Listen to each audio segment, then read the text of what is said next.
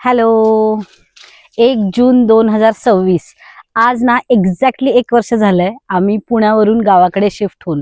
माहिती आहे का, खूप साऱ्या गोष्टी आहेत शेअर करण्यासारखे, खूप सारे एक्सपिरियन्सेस आहेत. आणि एक तर आम्हाला स्वतःलाच बिलीव्ह होत नाहीये की ऑलमोस्ट आम्ही 1 वर्ष पूर्ण केलेलं आहे. 10-12 वर्ष पुण्यात राहिल्यानंतर हा 1 वर्षाचा गावाकडचा अनुभव इतका वेगळा होता, इतका वेगळा होता, पण तेवढाच अतिशय सुखकारक होता. एक तर ना, इकडे आल्यापासून कॉन्टेंट क्रिएशनची जर्नी पण चालू झाली. छान छान कॉन्टेंट बनवता आलं, कारण की खूप रिअल एक्सपिरियन्सेस होते जे मला सगळ्यांच्या सोबत शेअर करायचे होते. त्यामुळे ह्या सगळ्या कॉन्टेंट क्रिएशनच्या जर्नीमध्ये पण ना हजारो प्रश्न आलेत मला बऱ्याच लोकांचे, की अमृता, एवढं 10-12 वर्ष पुण्यात राहिल्यानंतर तुम्ही कसा काय हा डिसिजन घेतला, त्याच्या मागची काय भावना होती, आता तुम्हाला काय एक्सपिरियन्सेस येत आहेत. वेळोवेळी मी ते सगळं सांगत आलेलेच आहे. पण आज असा मी विचार केला की आता 1 वर्ष पूर्ण होतंय ना, तर ते एकदा छोट्याशा आपण फॉर्म मध्ये समअप करावं, आणि म्हणून आज मी इथे बसलीये. माहितीये का, ही जर्नी असं मी अजिबात म्हणणार नाही की खूप सोपी पण होती किंवा खूप अवघड पण होती. कारण आम्ही इकडे जेव्हा यायचं ठरवलं तेव्हा काय ते आम्ही काही 1 दिवसात ठरवलं नव्हतं. त्यासाठी ऑलमोस्ट 2025च्या अगोदर 1-1.5 वर्ष आम्ही प्रचंड ह्या गोष्टीसाठी प्लॅनिंग केलं होतं की कशा पद्धतीने आपण हे वर्कआउट करू शकतो. आणि फर्स्ट प्लेसमध्ये असा कधी प्लॅन नव्हता की डायरेक्ट गावाकडे शिफ्ट व्हायचंय. पुण्यात असल्यामुळं आमच्या दोघांचे स्वतःचे इंडिव्हिज्युअल बिझनेसेस असल्यामुळे आम्ही पुण्याच्या आजूबाजूला काहीतरी बघत होतो की जेणेकरून पॅसिव्हली हे सगळं करता येईल. पण म्हणतात ना, तुमच्या डेस्टिनीमध्ये एखादी गोष्ट असेल ना, तर ती बरोबर तुम्हाला त्या ठिकाणी घेऊन जाते. आणि आम्ही इकडे गगनबावडा साईडला शिफ्ट झालो.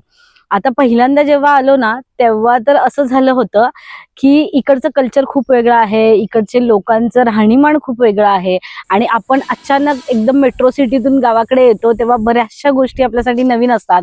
जेवढा मोठा शॉक आमच्यासाठी होता की आपण आता ह्या सगळ्या वातावरणामध्ये कसं रमायचं, तेवढाच शॉक आमच्या आजूबाजूला राहणारे गावातले जे लोक होते त्यांच्यासाठी होता की कोणतरी एवढ्या लांब राहत होतं आणि आता कम्प्लिटली सगळं आपलं बस्तान घेऊन आमच्या गावात शिफ्ट झालेलं आहे.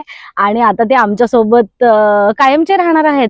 त्यामुळे जेवढे प्रश्न आम्हाला होते ना, तेवढेच प्रश्न त्यांना पण असायचे की कसं काय तुम्ही हे ठरवलं, कसं काय तुम्हाला गावाकडे राहायचंय, कसं काय तुम्ही ते सगळं सोडून इकडे आला आहात.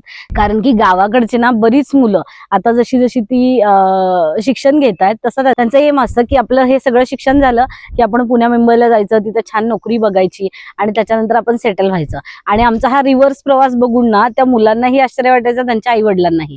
पण माहितीये का, पहिल्यापासून माझ्या आणि सुशांतच्या डोक्यात कायमस्वरूपी असं होतं की जेव्हा आपण आपली रिटायरमेंट प्लॅन करू ना, तेव्हा आपल्याला काहीतरी असं करायचंय जे दोघांनाही अतिशय मनापासून आवडतं. आणि त्यातली एक गोष्ट म्हणजे शेती होती. शेती आहेच, त्याच्यानंतर नेचर पण आहे. ह्या दोन्ही गोष्टी आमच्या दोघांच्या अगदी हृदयाच्या जवळ आहे असं म्हणायला हरकत नाही.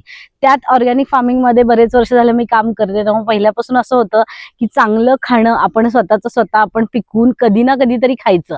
आणि ते स्वप्न जेव्हा पूर्ण होण्याच्या दिशेने आम्हाला दिसलं ना, तेव्हा आम्ही पटकन तो डिसिजन घेऊन टाकला.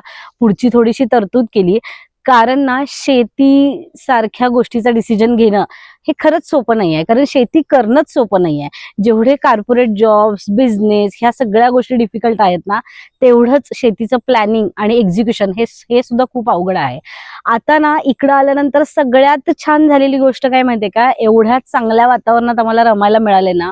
इकडे अजिबात पोल्युशन नाही आहे, इकडचा नेचर खूप छान आहे. त्यानंतर अतिशय गावातल्या नॉन पोल्युटेड भागामध्ये आम्ही राहत आहोत.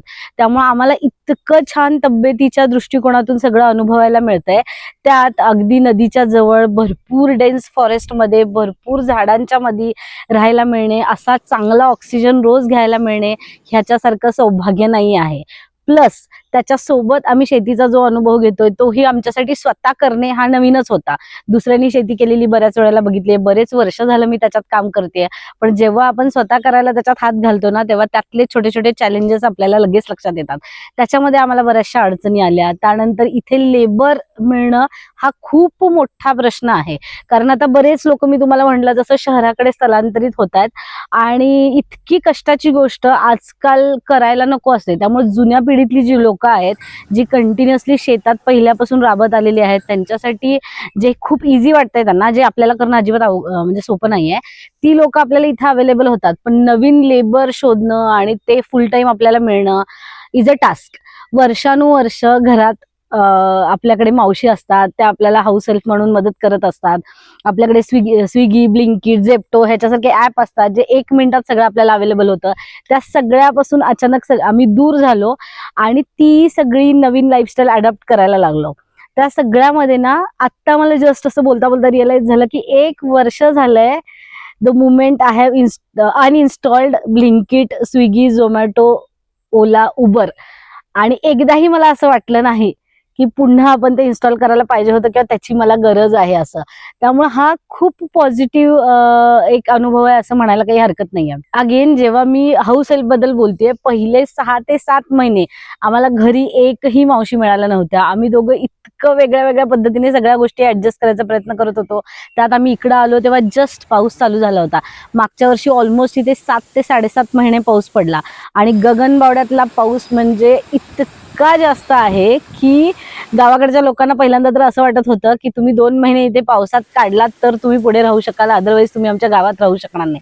पण म्हणतात ना, तुमची विल पॉवर स्ट्रॉंग असेल ना तर तुम्ही कोणतीही गोष्ट करू शकता. तसं काहीतरी झालं आणि आम्ही इतकं स्ट्रॉंगली ठरवून आलो होतो की आता आपण हा जो डिसिजन घेतलेला आहे तो आपण इतका व्यवस्थितपर्यंत निभवायचा, कारण ते आम्ही कुठल्या जबरदस्तीने घेतला नव्हता. आम्हाला मनापासून असं वाटत होतं की हे आपल्याला करायचंच आहे. त्यामुळे तो पावसाचे दिवस असू दे ते सुद्धा इतके पॉझिटिव्ह गेले. आमचे आजूबाजूचा परिसर बघायला मिळाला. पावसाळ्यात सुद्धा हे किती सुंदर दिसू शकतं आजूबाजूचा निसर्ग, इथले डोंगर, इथली झाडं, त्या सगळ्यात हरवून गेलो आम्ही. फक्त घरी सगळं ऍडजस्ट करायला थोडासा वेळ लागला, पण ओके, त्याच्याबद्दल आमचा अजिबात आक्षेप नाहीये. आणि मी सगळ्यात इम्पॉर्टंट हे सांगू इच्छिते की ह्या सगळ्याचा आम्हाला रिग्रेट नाहीये की त्यावेळेस सुद्धा जे चॅलेंजेस आम्हाला फेस करायला लागले ते चॅलेंजेस कशा पद्धतीने आम्ही फेस केले किंवा त्याच्यामध्ये काही अडथळे आले त्याच्यामध्ये अजिबात आम्हाला रिग्रेट फील होत नाही, कारण ह्या चॅलेंजेस म्हणून आम्ही भरपूर नवीन गोष्टी शिकलेलो आहोत. शेती कशी करायची, ती एक्झिक्यूट कशी करायची, नवीन नवीन शेतकऱ्यांना भेटलो हे तर शिकलोच, पण त्याच्याबरोबरच वेगवेगळ्या पद्धतीची, वेगवेगळ्या कल्चर मधली माणसं भेटल्यानंतर त्यांच्यासोबत कसं कोपअप करायचं हे सुद्धा आम्ही शिकलेलो आहोत. आणि आम्हाला स्वतःवर ना खूप प्राऊड फील होतंय आज. आणि त्यामुळं मला अगदीच वाटत होतं की हे सगळं शेअर करणं खूप इम्पॉर्टंट आहे. आता बरेच लोक मला विचारतातच अजूनही की अमृता, आम्ही पण असं करू शकतो का? लांबून सगळं खूप छान दिसत असतं, म्हणजे आता मला ज्या गोष्टी तुम्हाला दाखवायच्या आहेत तेवढ्याच गोष्टी मी तुम्हाला दाखवते, पण पडद्यामागं ना खूप साऱ्या गोष्टी असतात. हे मी आज जे चॅलेंजेस बद्दल बोलते ते कदाचित आधीच्या कधी व्हिडिओजमध्ये मी दाखवलं नसेल. त्यामुळे त्याच्या मागचं जे बॅकहँडला सगळं वर्क चालू असतं ना ते सुद्धा खूप जास्त डिफिकल्ट आहे. त्यामुळे तुम्ही हे सगळं करू शकता, पण केव्हा? जेव्हा तुम्ही फायनल केलेलं आहे की माझं शेवटचं एम हेच आहे. मी आणि सुशांतनी हे ठरवलं होतं की आपल्या करिअरच्या थोड्या काळानंतर ना फायनली आपलं शेती करणं हेच आमचं एम आहे. तर ज्यावेळेस तुम्हाला सिरियसली असं वाटतंय की आम्हालाही असं वाटतंय की आम्हाला ही सगळी शेती करण्यात इंटरेस्ट आहे आणि फक्त इंटरेस्ट नाही, ती कष्ट करायची तयारी आहे, तर डेफिनेटली तुम्ही हा निर्णय घेऊ शकता. कारण त्याच्यासोबत येणारे चॅलेंजेस पण आणि त्याच्यासोबत येणारा एक ॲक्सेप्टन्स पण खूप इम्पॉर्टंट आहे. आम्ही पहिल्यांदा आल्यानंतर बऱ्यापैकी शेती करायला चालू केली. असं नाही की त्यातली प्रत्येक गोष्ट सक्सेसफुल झाली. आमचे काही प्लॉट्स फेल गेले, काही पाण्यामुळे असतील, काही आमच्या कमी ज्ञानामुळे असतील, आम्हाला त्यातले सगळे छोट्या छोट्या गोष्टी माहीत नसतील त्यामुळं पण असेल. पण काही वेळेला भरभरून त्याच्यातून उत्पादन आलं, काही वेळेला भरपूर सक्सेस मिळाली. बट दॅट टू प्रत्येक गोष्टीचा ॲक्सेप्टन्स आम्हाला होता की फेल झालं तरी पण ठीक आहे आणि छान झालं तरी पण ठीक आहे. त्यामुळे ना ह्या गोष्टी इव्हेंच्युअली सगळ्या खूप छान होत गेल्या. तसंच आम्ही पहिल्यांदा जेव्हा इथं आलो तेव्हा आम्ही एका वेगळ्या जागेत राहत होतो. त्यानंतर स्वतःच आम्ही दुसऱ्या ठिकाणी स्वतःला अपग्रेड केलं आणि आता आम्ही जे काही अनुभवतोय ना ते तर म्हणजे चेरी ऑन द केक असं म्हणू शकतो. कारण आम्हाला हा सगळा अनुभव तुमच्यासोबतही शेअर करायचा होता. आमच्या आजूबाजूचे जे मित्रमंडळ आहे, ज्या लोकांना हे सगळं अनुभवायचं आहे त्यांनाही एक्सपिरियन्स द्यायचा होता. सो त्यातनं द कॅम्पसुद्धा सुरुवात झाली.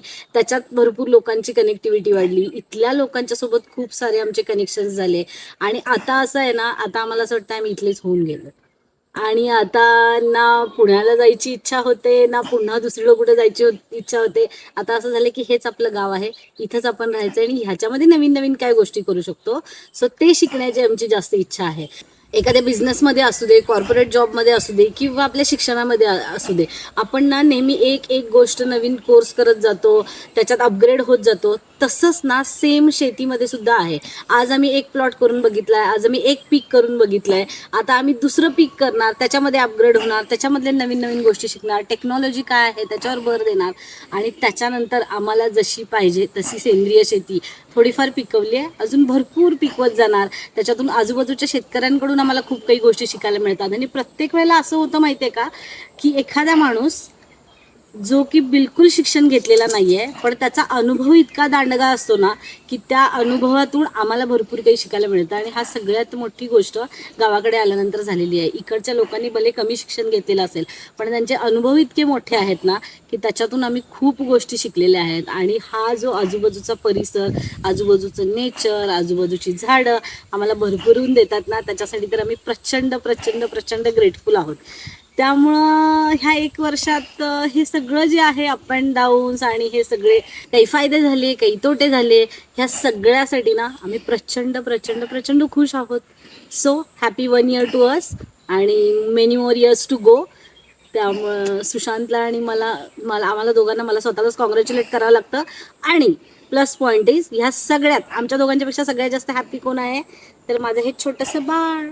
कॉफी इतका इकडे येऊन खुश झालाय ना, की तो एका 2 BHK फ्लॅटमध्ये बंद असलेलं बाळ आता एवढ्या मोठ्या जागेमध्ये पळतं, त्याचं ते फिरतं आणि त्याला तर तो काय म्हणतात, तो त्याच्या स्वतःच्या हॅबिटॅटमध्ये आलेला आहे. त्यामुळे आम्हाला तो सगळ्यात जास्त आनंद आहे, की कॉफी सगळ्यात जास्त खुश झाला आहे. त्यामुळे आम्ही दोघं फायनली आता खूप खुश आहोत. तर आमच्या जर्नीबद्दल अजून तुम्हाला काही ऐकायचं असेल, अजून तुम्हाला पर्टिक्युलरली काही मी सांगावं असं वाटत असेल, तर डेफिनेटली मला सांगा. मी नक्की शेअर करायला तयार आहे. आणि 1 वर्ष कधी निघून गेलं हे कळालंच नाही. चलो देन, बाय बाय.